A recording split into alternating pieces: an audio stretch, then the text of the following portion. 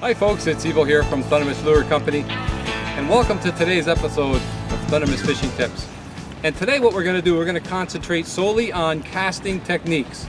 I'm going to show you some different techniques for casting and some of the advantages of using these different techniques.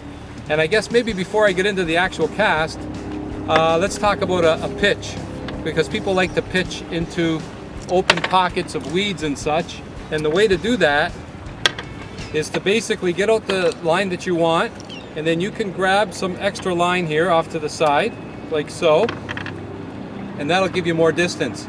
And then quite simply, when you're flipping for bass, basically you just flip to the hole in the weeds, let your line drop, and that's a nice accurate little, what you call a flip. So that's flipping, very simple. You're just flipping into the weeds, working your jig or your bait, and then working your way back out. Now, the next effective way to actually cast is called a pitch. And with pitching, what you do is you basically give yourself enough line, maybe 3 feet, like so. Grab your sinker or your jig in this case, and what you do is, quite simply, right in front of you, like so, put a little bit of pressure on your rod tip. And the thing here is, you can get very, very accurate casts, and depending on how hard you pull back and how much pressure you put on your rod will determine how far the pitching cast is going to go. So in this case, I'm just going to pull back slightly, and I'm going to aim right in front of me there, and you can control exactly where you want it to go. That's a nice accurate cast, and that's the pitching technique. So again, the further you want to go, all you have to do is just put a little more pressure on that rod, and then you can really get a lot of distance by, like so. So I got height and distance there with that particular pitch. And again, the advantage of that technique, very, very accurate cast.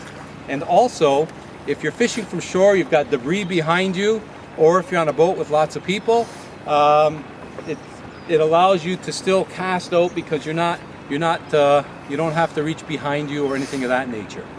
So that's the pitching technique. Speaking of reaching behind you, this is probably one of the most effective ways for getting distance. And again, what you're going to want to do is just go right behind you, like so, with the cast. Now, again, you could still get accuracy and distance with this technique. Just before you let go, don't just have your rod on an angle or whatever. Have your rod go back exactly to where you want, point to where you want to go, and then you can cast it right to where you want. So with this technique, you get both distance and you still get accuracy. And for that matter, if you want a lot more distance, what you can do is get a longer rod. The longer the rod is, the longer the cast is. But that's a very, very effective cast, especially if you're casting crankbaits all day long. Speaking of which, if you're in a boat, whether it's a head boat, your own boat with 2 or 3 people on board, this technique, sometimes you have people behind you, it can be dangerous. In fact, I could tell you a little story. When I was a youngster, my younger brother put a hook right in my back. When he went to cast out like so, I was behind him, and right in the back it went. Let me tell you, that wasn't fun. But it can be dangerous.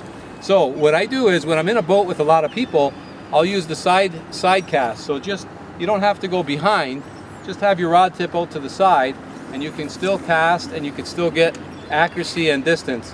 And for that matter, especially in the boat, if you could learn to cast with your lure down below, like so, very, very safe. So now my rod is pointing down towards the water, my lure's down there, very, very safe, and I can still cast it out to where I want to go.